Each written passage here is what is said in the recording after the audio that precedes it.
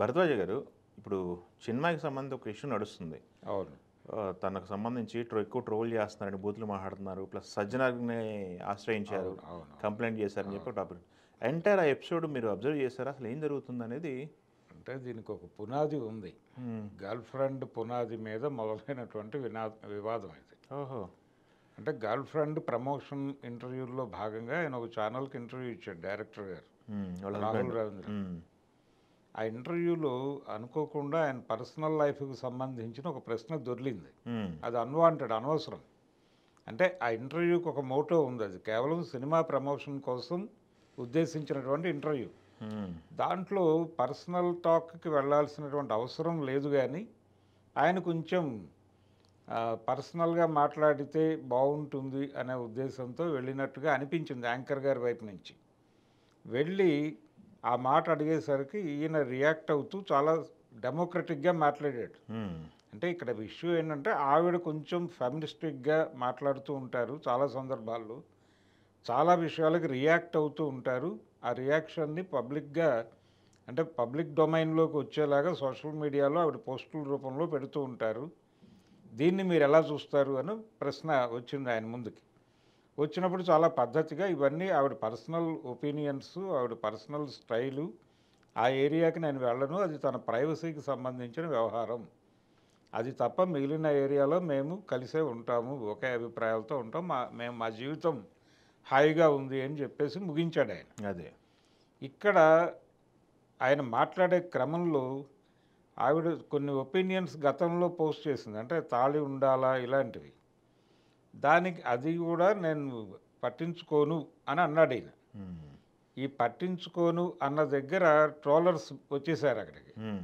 వచ్చేసి ఆ మాత్రం పట్టించుకోవా, నీ భార్య తాళి వేసుకుంటుందో వేసుకోదో కూడా నీకు అనవసరమా అని ఒక నైతిక బెత్తం తీసుకుని కొట్టే ప్రయత్నం మొదలుపెట్టారు.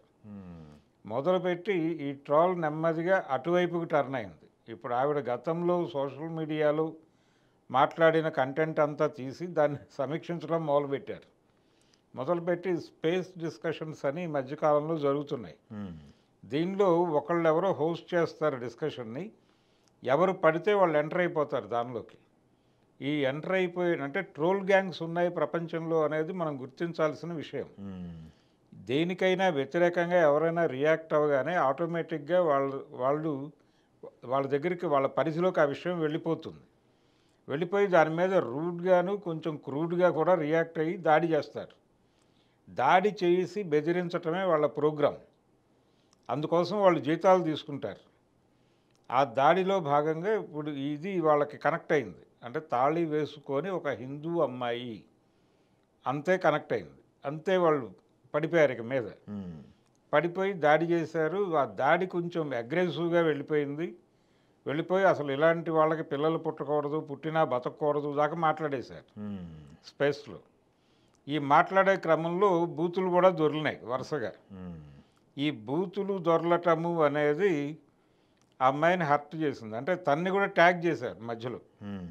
ఒక హోస్ట్ ఎవరో మొదలుపెట్టాడు డిస్కషన్ని, ఇలాంటి అభిప్రాయాలు సమంజసమేనా సమాజంలో, ఇవి హర్షణీయమేనా అనేదో పెట్టాడు ఆయన. పెట్టగానే వందలాది మంది ఎంటర్ అయిపోయి వాళ్ళ పర్స్పెక్టివ్లో నుంచి, వాళ్ళ పర్సెప్షన్లో నుంచి విషయాన్ని చీల్చి చెండాడారు. అభిప్రాయం చెప్పడం వరకు ఓకే, కానీ బూతులు, పర్సనల్ అటాకింగ్ అనేది ఇదే అది ఇబ్బందికరంగా ఉందనిపిస్తుంది. అనివార్యంగా వెళ్తారు అక్కడికి. అంటే ఆ మాట్లాడేటప్పుడు సంయమనం కోల్పోతారు వీళ్ళు. కోల్పోయి చాలా అగ్రెసివ్గా బూతులు తిట్టారు, ఇష్టం వచ్చినట్టు మాట్లాడారు అమ్మాయిని. అమ్మాయి పర్సనల్ క్యారెక్టర్ని కూడా చాలా అబ్యూజ్డ్ లాంగ్వేజ్లో మాట్లాడారు. ఈ మాట్లాడుతూ వీళ్ళు ధర్మాన్ని నిలబెడుతున్నామనే భ్రమకి గురయ్యారు.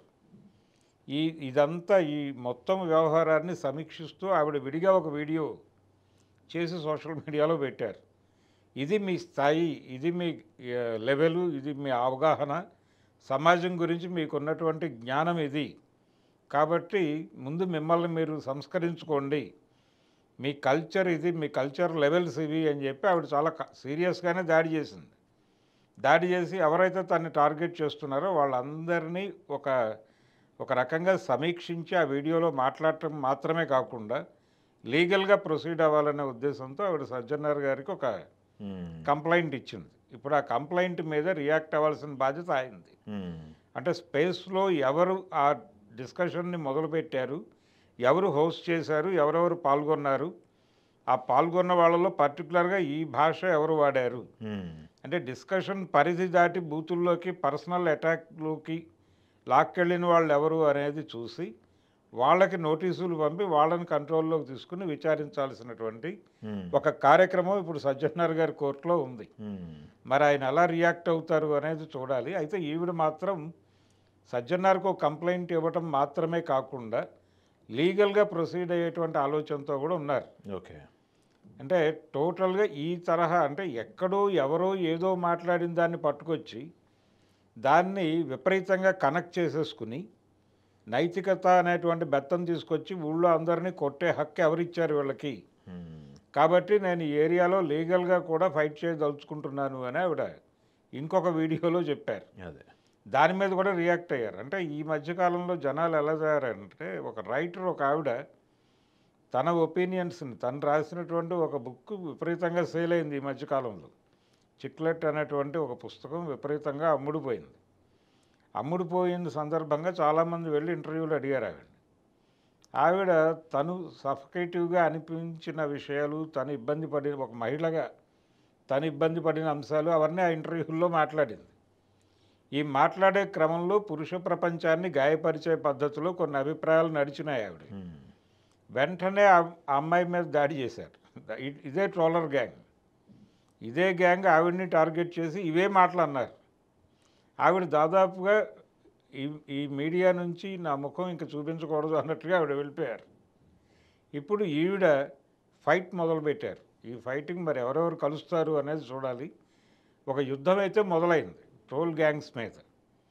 ఇది ట్రోల్ గ్యాంగ్స్ ప్రోగ్రాము, వాంటెడ్గా ఇది ఎవరు మాట్లాడినా వాళ్ళు దాడి చేస్తారు. అలాంటి ఒక కండిషన్ సమాజంలో ఉంది.